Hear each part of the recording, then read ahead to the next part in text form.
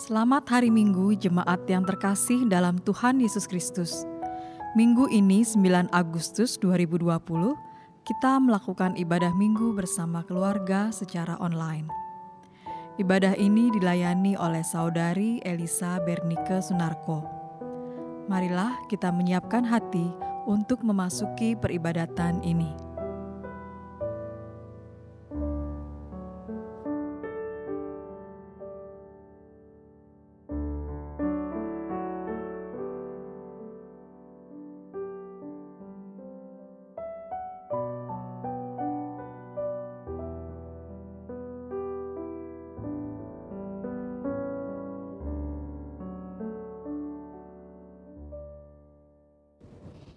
Sebab itu janganlah kamu takut, karena kamu lebih berharga daripada banyak burung pipit. Matius 10 ayat 31.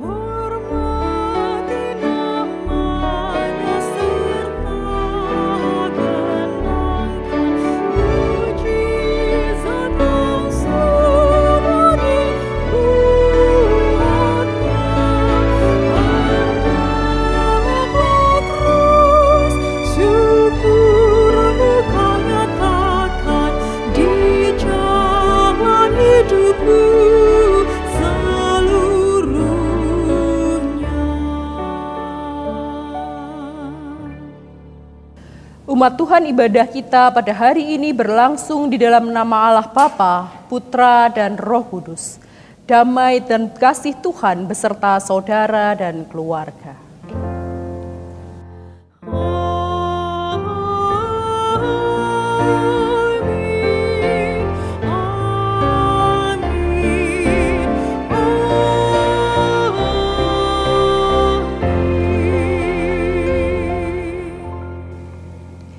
Umat yang terkasih, tema ibadah minggu kita pada hari ini adalah jangan takut, percayalah. Adapun firman Tuhan yang mengawali peribadatan kita diambil dari Injil Matius pasal 14 ayat yang ke-27. Tetapi segera Yesus berkata kepada mereka, "Tenanglah, aku ini, jangan takut."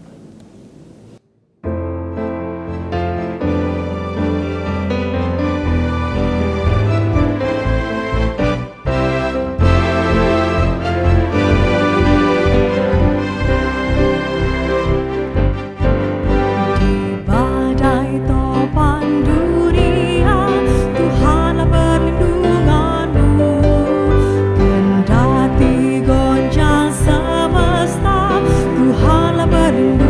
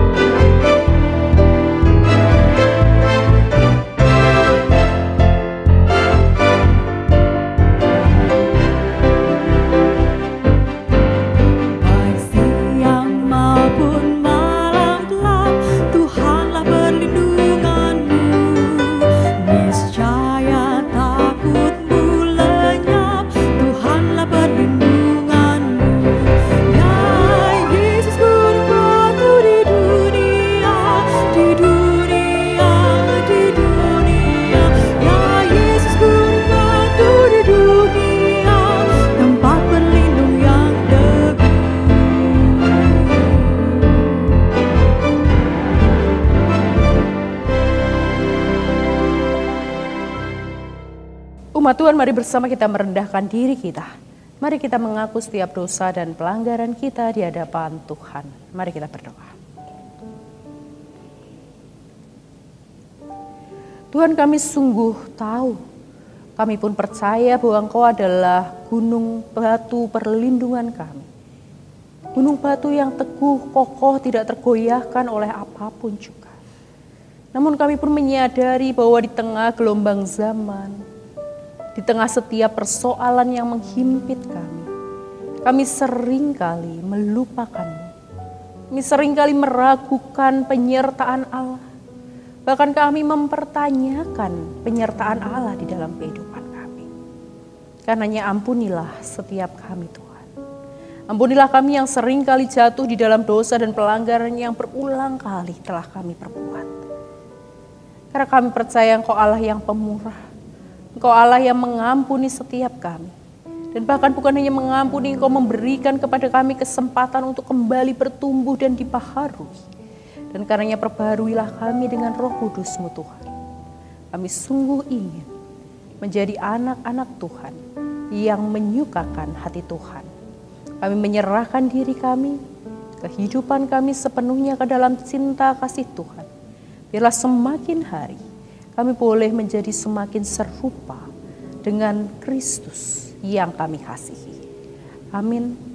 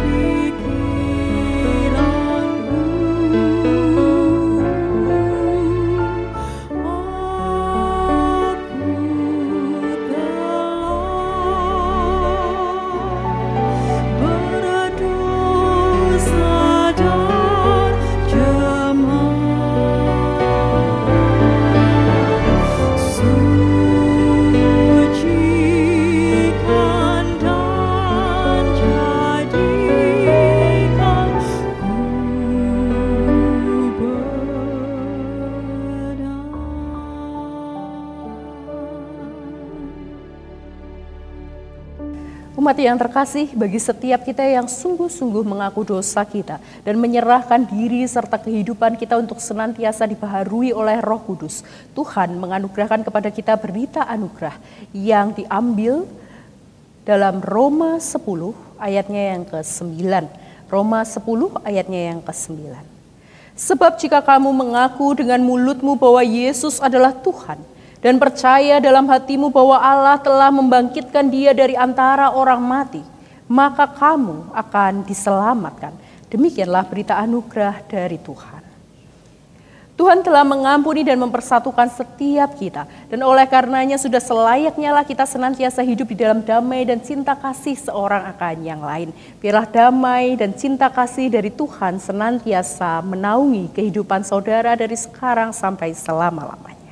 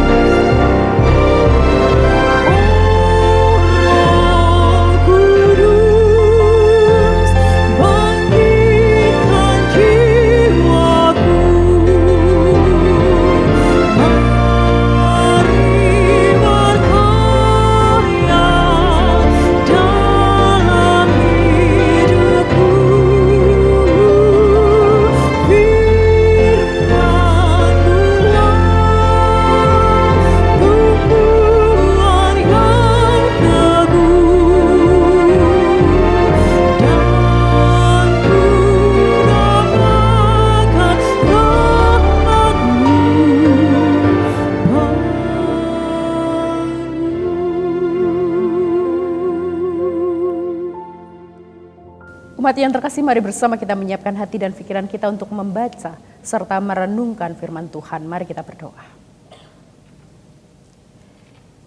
Ya Tuhan, sungguh firman-Mu adalah tumpuan di dalam kehidupan kami. Dan karenanya kami senantiasa merindukan sapaan firman Tuhan di dalam hidup kami. Maka sapalah setiap kami hari ini dengan firman-Mu ya Tuhan, karena kami sungguh rindu untuk mendengarnya. Roh Kudus, tolonglah setiap kami, sehingga kami diberi kuasa pengertian untuk memahami firman Tuhan, namun juga dibantu untuk boleh menerapkan dan melakukan firman itu di dalam hidup kami hari demi hari. Tuhan juga pakai hamba-Mu ini, sehingga boleh berkata-kata sesuai dengan hikmat Tuhan. Kami serahkan waktu kami ke dalam tangan kasih Kristus, biarlah segala sesuatu yang terjadi adalah yang seturut kehendak Bapa. Amin. Umat Tuhan menghadapi gelombang badai kehidupan, kita dipanggil untuk tidak pernah bimbang, tetapi percaya kepada Tuhan Yesus, maka dengan demikian kita pun akan diselamatkan. Dengarkanlah firman Tuhan yang terambil di dalam Matius 14 ayat 22 sampai 33 sebagaimana diceritakan di dalam video berikut.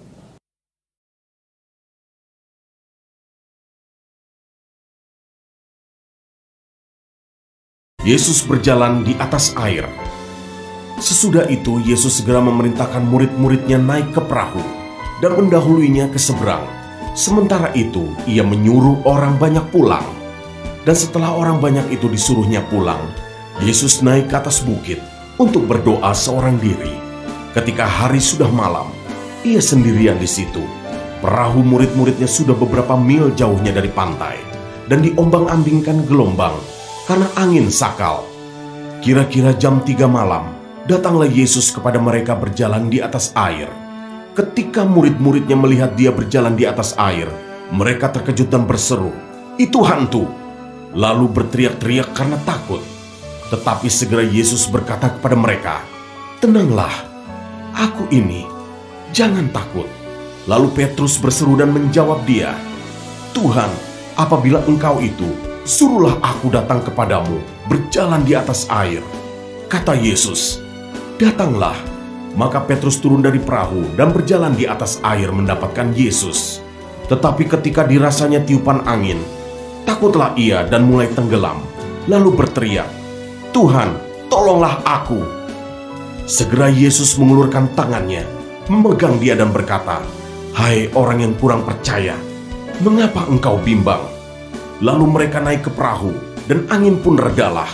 Dan orang-orang yang ada di perahu menyembah dia, katanya, "Sesungguhnya engkau anak Allah." Demikianlah Injil Yesus Kristus. Berbahagialah setiap kita yang mendengarkan firman Tuhan, memeliharanya dan melakukannya di dalam hidup keseharian kita. Haleluya.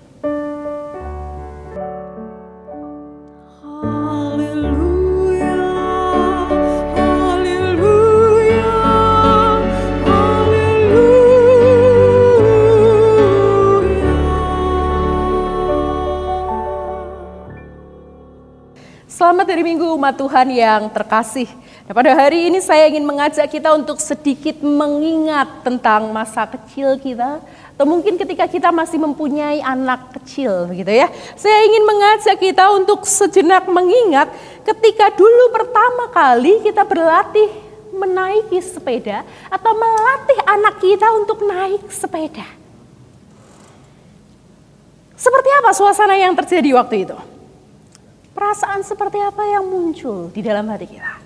Saya ingat ketika pertama kali Papa mulai mengajarkan saya naik sepeda gitu ya. Papa selalu pegang itu bagian belakang dari sepeda. Saya akan naik dan Papa akan pegang bagian belakang supaya keseimbangan saya tetap. Papa akan berjalan mengikuti, saya mengayuh pelan-pelan. Dan Papa berjanji tidak akan melepas pegangan itu. Sekali waktu Papa kemudian mulai katakan, "Oke, setelah ini Papa akan lepaskan." Apa yang terjadi ketika Papa mulai katakan akan Papa lepas? Ya, dari yang yakin, karena saya tahu Papa ada buat pegang sepeda itu dan saya akan aman, gak akan jatuh.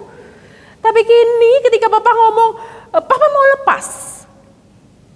Di situ saya mulai takut, mulai bimbang, mulai goyah. Bahkan gak jarang terus dari yang bisa seimbang, Jadi belok kanan, belok kiri gitu ya. Jadi yang udah bisa nih seimbang. Walaupun ketika orang tua kita ngelatih atau pelatih kita melatih pelan-pelan dilepas itu seimbang sudah gitu. Tapi ketika diomongin ku lepas sekarang, maka keseimbangan itu mulai goyah.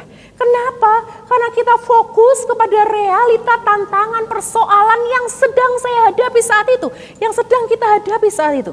Belajar sepeda. Di situ ada keyakinan karena ada orang yang kita percaya memegang kendali dan akan mengamankan kita. Tapi di sisi lain juga ada keraguan-raguan ketika orang itu mulai katakan aku mau melepaskanmu. Nah, situasi dinamika emosi yang seperti itu jugalah yang dialami oleh para murid Yesus pada bacaan kita hari ini. Secara khusus juga adalah Petrus, gitu ya. Nah, apa yang terjadi? Bacaan kita adalah satu rangkaian panjang pasal 14 yang kalau kita mau lihat diawali dengan bagian pertama ketika teks menceritakan tentang pembunuhan Yohanes Pembaptis oleh Herodes. Yesus kemudian mendengar kabar itu. Memang sebelumnya Herodes ini sudah nggak suka gitu ya sama Yohanes Pembaptis, karena Yohanes Pembaptis pernah menegurnya. Bapak Ibu bisa baca sendiri nanti 14 pasal ayat pertama.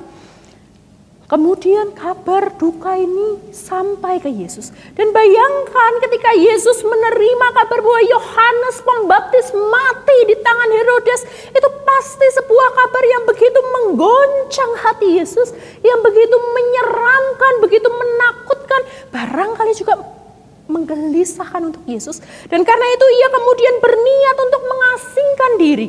Tuhan Yesus berniat untuk pergi mengasingkan dirinya. Tapi di tengah perjalanan itu ada begitu banyak orang yang mengidolakan dia dan orang banyak ini mengikuti Yesus. Sehingga akhirnya yang terjadi Tuhan tidak bisa mengasingkan diri. Tapi ia malah membuat mujizat besar dengan memberi makan 5.000 orang lebih. Gitu ya. Nah, peristiwa yang kita baca adalah bagian setelah itu. Setelah selesai peristiwa Yesus memberi makan 5.000 orang itu, setelah selesai Yesus memberi makan orang banyak itu, Yesus kini memerintahkan para murid untuk pergi mendahului dia. Yesus berkata kepada para murid untuk pergilah menyeberang, naik perahu dan pergi mendahului aku. Dan menariknya para murid taat terhadap perintah Yesus. Para murid ini taat terhadap apa yang Tuhan Yesus perintahkan kepada dia untuk pergi mendahului Yesus. Nah, ketika para murid pergi, yang dilakukan Tuhan Yesus menarik untuk selalu kita jadikan teladan gitu ya.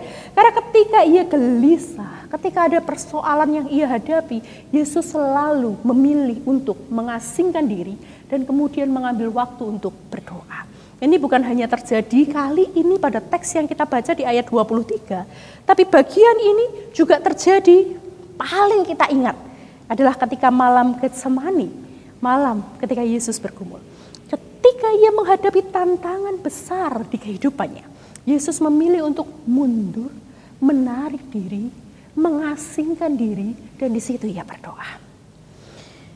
Para murid yang pergi mendahului Yesus kemudian diceritakan di bagian selanjutnya dalam bacaan kita telah pergi beberapa mil jauhnya. Nah, bagian ini menarik untuk kita perhatikan. Mengapa? Karena ketika kita memperhatikan bagian ini kita akan bisa mendapat gambaran seberapa jauh para murid itu pergi gitu ya. Barangkali kita kan mungkin bertanya gitu ya, apa mungkin, bagian ini kan bagian yang cukup populer, apa mungkin sih manusia tuh bisa jalan di atas air gitu kan. Kalau Tuhan Yesus jalan di atas air, oke, mungkin kita nggak pertanyakan karena kita anggap dia Tuhan gitu ya. Tapi ketika Petrus jalan di atas air, mungkin karena itu airnya dangkal, jadi Petrus bisa aja jalan gitu. Nah, sebetulnya seberapa jauh para murid sudah pergi, itu tampak ketika kita meneliti dengan lebih detail tentang kata para murid sudah berada beberapa mil jauhnya. Itu ditulis dalam bahasa aslinya Studius Paulus, artinya many stadia, banyak stadia, stadium gitu ya. Satu stadion itu 600 kaki atau sekitar 182 meter. Nah, kalau kita lihat rujukannya, paralel dari teks ini di Yohanes 6 ayat 19. Ini paralel ya, kisah yang sama yang diceritakan di Injil kan kita punya. Disebut sekitar 25 sampai 30 stadia atau 3 mil. 3 mil itu kurang lebih 5 kilometer. Bayangkan tuh, artinya para murid sudah berlayar 5 km dari tepi pantai, tepi danau itu 5 km dan itu cukup jauh. 5 km artinya air yang ada saat itu sudah cukup dalam. Sangat mungkin tenggelam. Beberapa meter aja kalau kita pergi ke laut itu cukup jauh gitu ya. Kita paling berani berada di bibir pantai. Kalau sudah masuk beberapa meter itu udah mulai surfing tuh, orang mulai ambil buat surfing begitu kan. Cukup jauh, 5 km. Bahkan kalau kita mau lihat lebih luas lagi, lebar dari danau ini itu hanya sekitar 8 mil atau 13 km. Panjangnya 13 mil, 21 km. Artinya para murid sudah hampir ada di tengah-tengah danau. Nah, di dalam kondisi yang seperti ini, para murid juga menghadapi satu tantangan karena angin sakal sedang bertiup. Angin sakal itu apa sih? Angin sakal itu angin yang bertiup tanpa arah. Dan ketika angin ini bertiup akan sangat mudah bagi sebuah kapal kecil untuk kemudian kehilangan kendali kemudinya dan bahkan terpaling. Jadi bisa kita bayangkan, para murid sebetulnya saat itu sedang berada dalam sebuah situasi yang sulit. Para murid saat itu sebetulnya sedang berada pada sebuah situasi yang mencekam ketika mereka harus menjaga kapalnya supaya tidak terpaling. Para murid berjuang di tengah ketakutannya, namun nampaknya mereka cukup tenang karena teks kita tidak menunjukkan emosi para murid. Tapi bagaimanapun juga ini adalah situasi yang cukup mencekam untuk para murid. Nah, bagian selanjutnya memberikan informasi yang makin menarik lagi. Kenapa? Karena teks kemudian menyebut kira-kira pukul 3 Yesus baru datang. Kalau kita lihat tulisan aslinya, bacaan aslinya, ini tuh menunjukkan waktu per-4 dari satu waktu penuh. Jadi ini antara jam 3 sampai jam 6 pagi. Gitu ya. Teks kita memilih menuliskannya jam 3, tapi durasi waktunya harusnya antara jam 3 sampai jam 6 pagi. Jadi bisa kita bayangkan. Dari peristiwa sebelumnya memberi makan 5.000 orang, sampai peristiwa berlayar. Berapa jam waktu yang dipakai para murid untuk bertahan? Berapa jam para murid harus bertahan di tengah danau dengan air angin sakal yang sangat sulit? Secara fisik, secara psikis bisa dipastikan para murid lelah. Para murid capek secara fisik maupun psikis. Dan bukankah apa yang dialami para murid ini sering kita alami di dalam kehidupan kita? Ketika ada persoalan datang bertubi-tubi di dalam kehidupan kita, kita merasa Tuhan aku capek. Tuhan kenapa persoalan ini ada terus di dalam hidupku? Tuhan berapa lama lagi aku harus berjuang di tengah persoalan ini? Situasi yang sama yang dihadapi oleh para murid di tengah kelelahan fisik, di tengah kelelahan psikis mereka. Dan di tengah kelelahan itu mereka kemudian melihat Tuhan Yesus yang berjalan di atas air. Menariknya ketika mereka melihat Tuhan Yesus berjalan di atas air, mereka justru melihat Sang Guru sebagai hantu. Bapak Ibu ingat, selain karena kondisi fisik yang capek, ada satu konsep bagi orang Israel bahwa laut itu sering kali dijadikan tempat tinggal gitu ya. Laut itu dianggap sebagai tempat tinggal para iblis. Kenapa? Buktinya apa? Karena kalau yang namanya merepresentasikan kehadiran Allah itu pasti di gunung tuh. Berkali-kali siapapun bertemu sama Tuhan di gunung. Tuhan menampakkan dirinya di gunung gitu ya. Maka ada satu konstruksi berpikir masyarakat yang menyatakan bahwa laut itu tempatnya iblis. Gunung tempatnya Allah. Nah, dapat gambaran ya kenapa para murid bisa kemudian melihat gurunya ini sebagai iblis. Bukan hanya karena konstruksi berpikir mereka, tapi juga karena kondisi tubuh mereka yang lelah. Nah, di sini kita belajar satu hal. Di dalam sebuah tekanan, manusia bisa saja kehilangan fokusnya. Dan ketika kita fokus kepada tekanan kita, maka mungkin saja kita justru melihat Sang Penolong itu sebagai sebuah ancaman. Mungkin saja kita justru melihat yang mau menolong kita itu sebagai pemberi persoalan. Dan itu sering terjadi di dalam kehidupan kita. Ketika kita fokus kepada persoalannya, kita akan melihat Sang Penolong yang hadir sebagai pribadi yang justru mempersulit persoalan kita. Dan reaksi kita kemudian adalah reaksi yang sama, yang sering kali diucapkan juga oleh Petrus. Reaksi yang sama yang saat itu dimunculkan oleh Petrus. Ketika Petrus melihat gurunya, reaksi gurunya begitu tenang dengan berkata, "Tenanglah, Tarseide, aku ini, ego eimi. Jangan takut. Tenanglah, Tarseide itu cheers up Bapak Ibu. Cheers up, bersorak-sorailah. Tapi juga have courage, milikilah keberanian." Jangan kita pikir ketika para murid menyangka Yesus ini hantu, Yesus kemudian marah gitu ya dengan katakan, "Tenang, ini aku, jangan takut." Bukan. Tapi di tengah ketakutan, kepanikan para murid, Yesus itu hadir dengan memberi dorongan, bukan sebuah teguran, karena dia katakan, "Bersorak-soraklah, ini aku, ego eimi. Jangan takut." Dan ini reaksi Petrus berikutnya. Petrus kemudian berkata kepada Tuhan apa? "Tuhan, berikan buktinya." Bukankah itu yang sering kali terjadi di dalam kehidupan kita? Ketika ada persoalan, ketika kita menghadapi banyak pergumulan di dalam hidup kita, apa yang sering kita katakan di dalam doa kita? "Tuhan, kasih bukti kalau Tuhan itu sayang sama aku. Tuhan, tunjukkan kalau Tuhan itu benar-benar ada." Itu yang sering kita minta. Itu yang sering kita katakan. Itu yang dengan mudah kita ucapkan.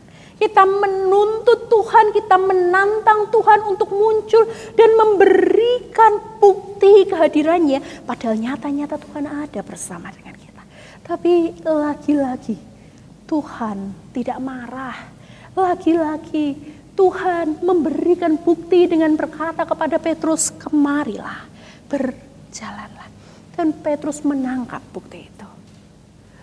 Tapi persoalannya sebagai manusia kita juga sering kali ragu sama seperti Petrus. Kita kehilangan iman kepercayaan kita. Kita tuntut Tuhan untuk kasih bukti, Tuhan kasih bukti. Tapi di sisi lain kita juga meragukan penyertaan Tuhan. Atau di sisi lain kita justru mencobai Tuhan dua tindakan yang tidak tepat. Misal, jelas-jelas kita sakit, jelas-jelas lagi corona, orang disuruh pakai masker, tapi kita mau katakan kepada dunia, "Aku punya Tuhan." Ngapain takut? Tuhan akan melindungi aku, gak perlu pakai masker. Kemana-mana say hello, say hey, no need to care sama masker.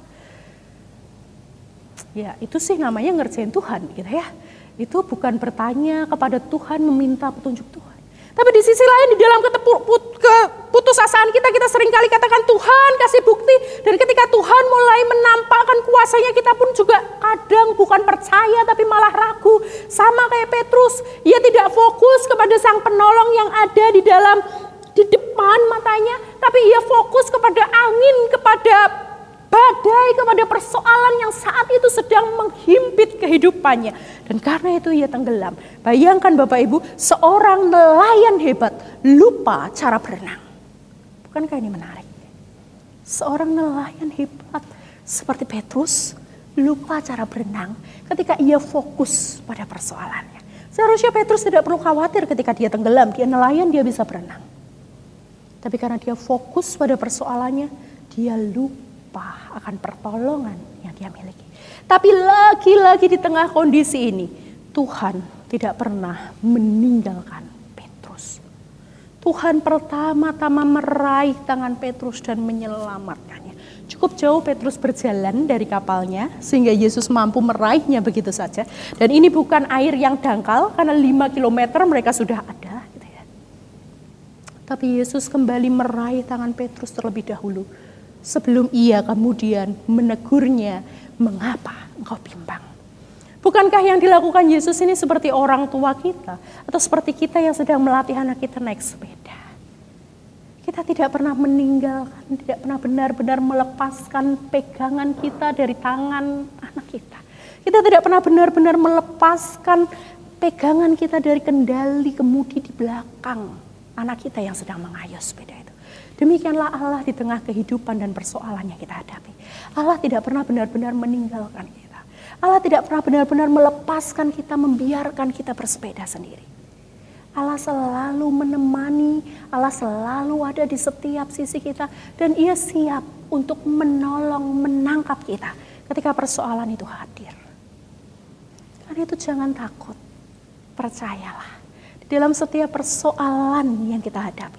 Dia adalah Allah yang senantiasa menolong kita. Ada sebuah pujian yang cukup baik untuk mengakhiri perenungan kita pada hari ini. Wherever He leads, I will go. Ini adalah salah satu pujian yang juga menjadi semangat saya di dalam menggumuli panggilan yang Tuhan berikan. Gitu ya. Tapi biarlah pujian ini juga menguatkan kita. Ingat bahwa kemanapun kita pergi, kita tidak pergi sendiri. Kita pergi bersama Tuhan. Kemanapun kita melangkah, kita tidak melangkah seorang diri. Kita melangkah bersama dengan Tuhan. Karena Dia adalah Allah yang selalu ada di sisi kita. Ia Allah yang mengundang kita. Dan Ia Allah yang menuntun kita dengan cinta kasih-Nya yang tak pernah berkesudahan. Wherever He leads, I will go.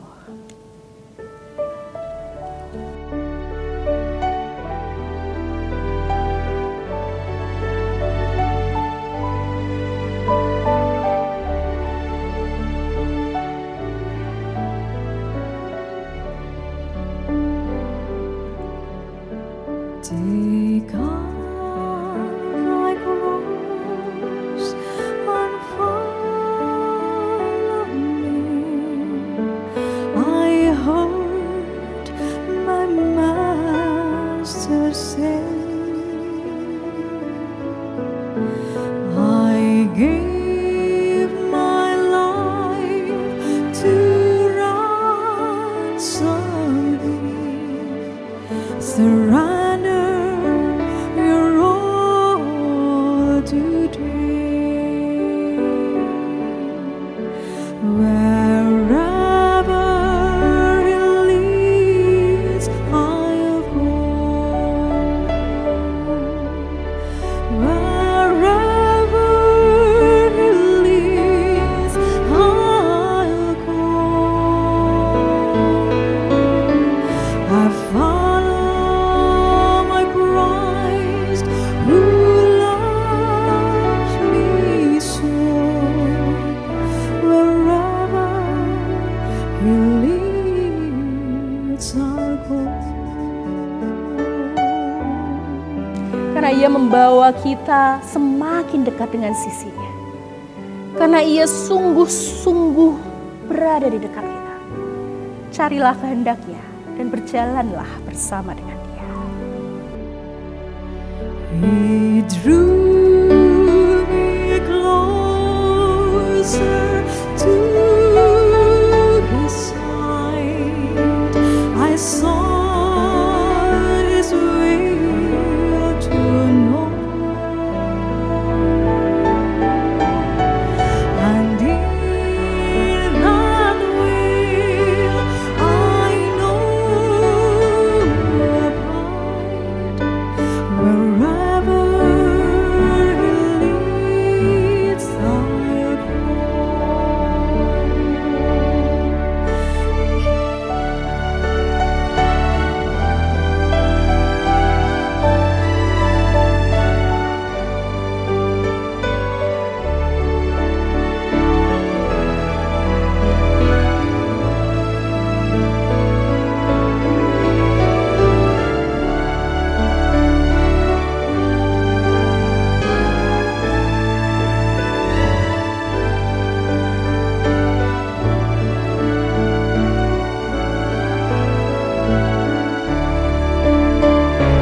Kemanapun Tuhan menuntun, aku akan pergi ke sana.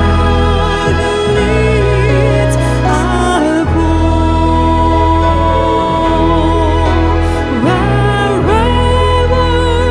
He leads,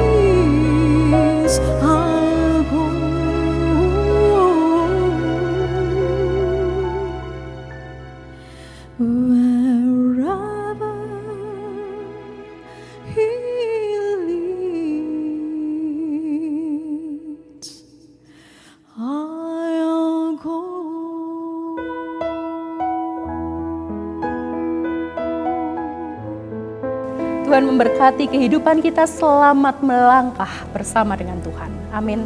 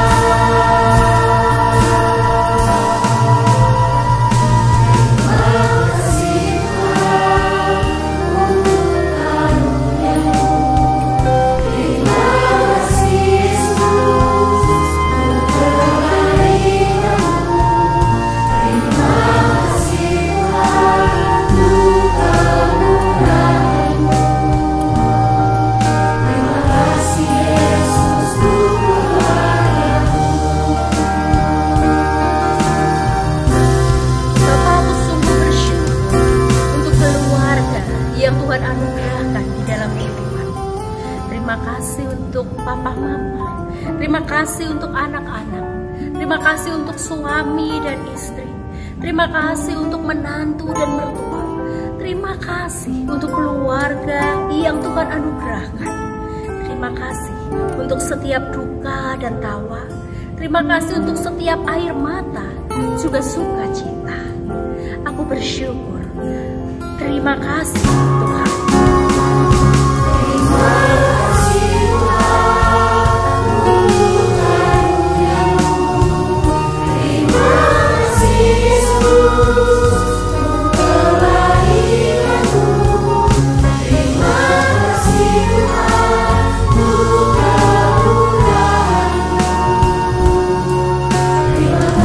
Yeah.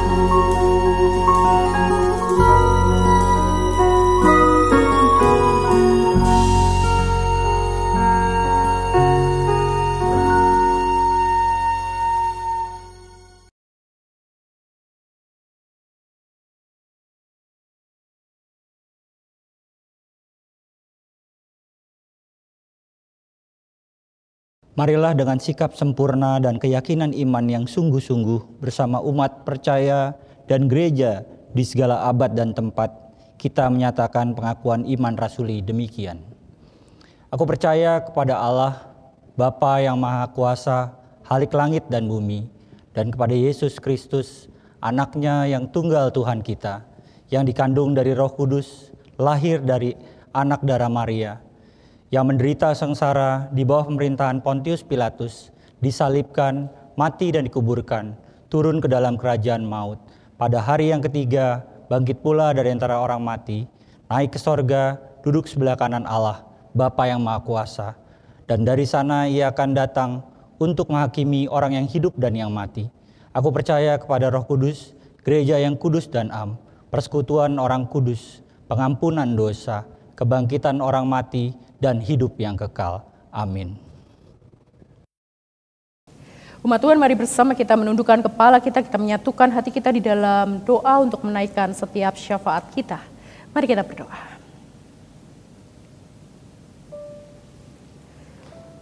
Tuhan, kami sungguh bersyukur memiliki Allah yang senantiasa berjalan bersama dengan kami. Di tengah setiap persoalan dan himpitan yang kami alami, kami bersyukur karena Engkau tidak pernah sekalipun meninggalkan kami.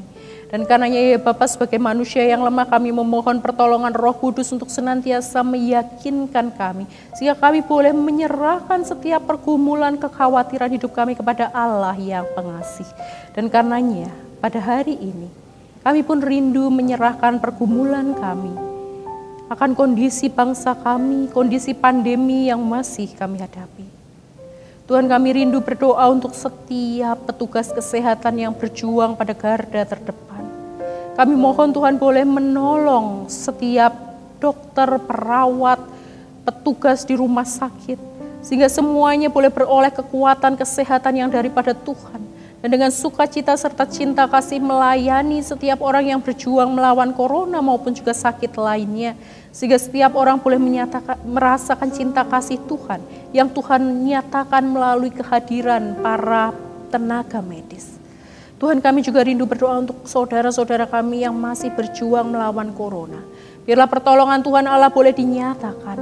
Dengan Tuhan yang senantiasa menolong, memberikan kekuatan pemulihan kesehatan berangsur-angsur untuk setiap saudara kami.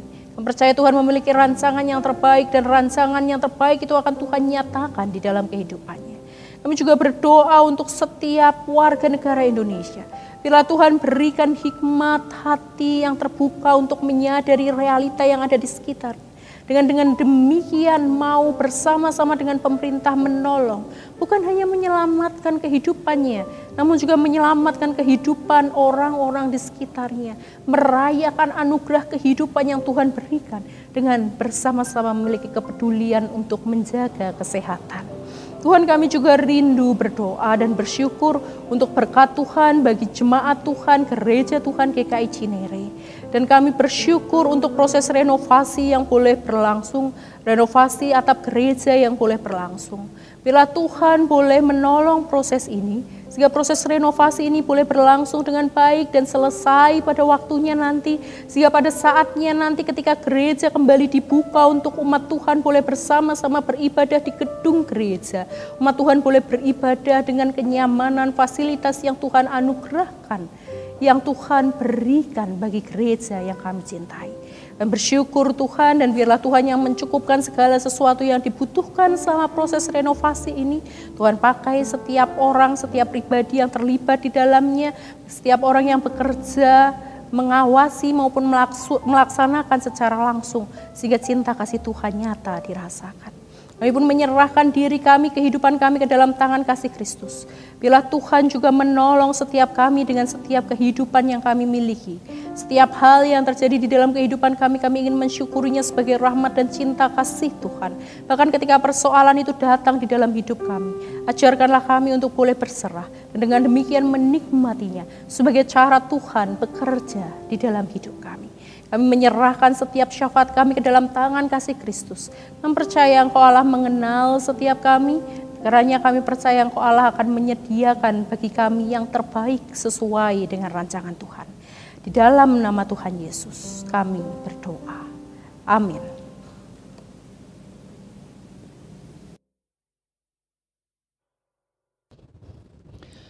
Kepada jemaat diberikan kesempatan untuk menyampaikan persembahan syukurnya dengan mengingat firman Tuhan yang terambil dalam Mazmur 118 ayat 21.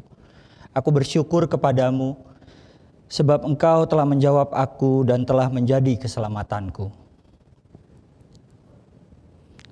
Bagi jemaat yang rindu untuk memberikan persembahan syukurnya, dapat mengirimkannya dengan cara transfer pada rekening GKI Cinere di Bank Mandiri dengan nomor 1010080145582. Jemaat dapat memberikan keterangan apakah persembahan kantong hitam, kantong merah, persembahan bulanan, atau persembahan syukur lainnya.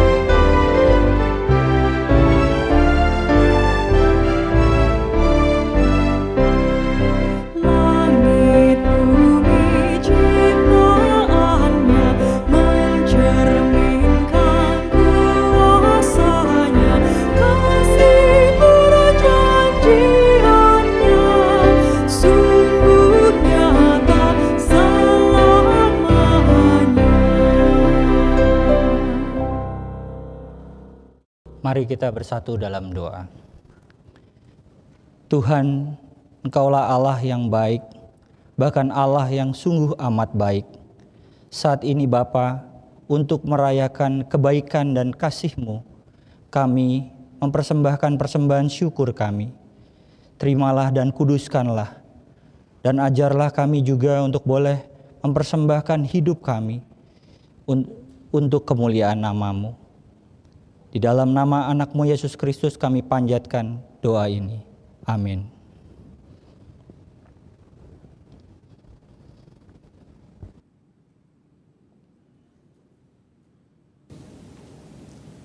Umat Tuhan, marilah dengan iman yang teguh dan tetap percaya kepada Tuhan, kita menjalani kehidupan kita.